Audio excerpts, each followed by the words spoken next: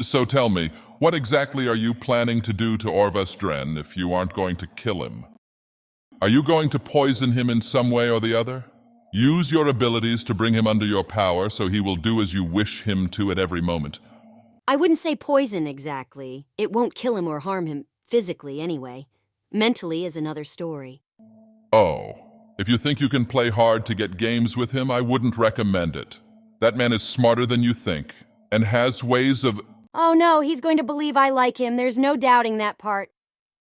Stop dancing around it and tell me, Haj-deek, what exactly are you going to do to Orvas Dren that the Hist itself wants you to do? Oh, that's got to be the most goddamn devious punishment you could come up with for someone like him. I should have realized when you said the Hist didn't want him dead. Because death isn't really a punishment. I could have given him corpus, sure, but it wasn't me he hurt. And you chose to send him a bottle of Dagoth brandy because... Because he doesn't know what it's supposed to taste like. It's not as if I'm slipping him something he's going to notice either. The brandy's mellow, sure, but it also has a sweetness. That masks what I put in it. Regardless of how ingenious your plan is, I just want to remind you to be careful. He may not be able to kill you, but there are things so much worse than death. I was actually hoping you could help me there. He was always one of your dreamers, always believed in your vision for Morrowind. So, I was thinking you could give him some kind of speech in his dreams or something like that. Through the union of him and your daughter, you will make such change in Morrowind, drive out the Empire, and so forth. You could even promise him a crown, considering King Helsith's affiliations. That could work. No man is worthy, but if I must part with you, I would not have it happen for any man less than a king. I doubt any king would want me for any reason other than to grab power. So I suppose that means if the time ever comes, you'd rather I bring the hypothetical man in question here? That sounds like a plan we can both agree on. Now, where are you going? Vivec City, I need to buy a little more of that Telvanni bug musk. And before you ask, yes, I know I can get it from closer to here, but I need to return Martin's robe too. In all the fuss when you rushed down there, and I came with you to try and stop you killing him, I forgot to do it. Speaking of, you aren't still going to blast him, are you? No, Vivec enlightened me on a few things, and, well, what's done is done, I suppose. That's not to say I approve, however, I still don't think that drunk little idiot is worth your time or attention. At least he's trying to improve himself.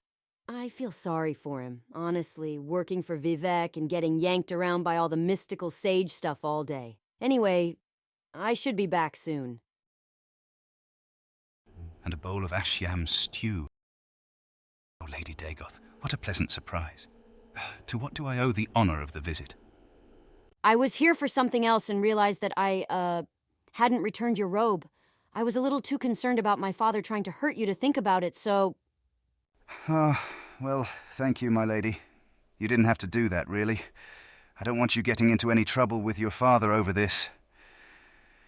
Vivec said he talked him down from being outright furious about it, but that he was still not at all happy about the situation.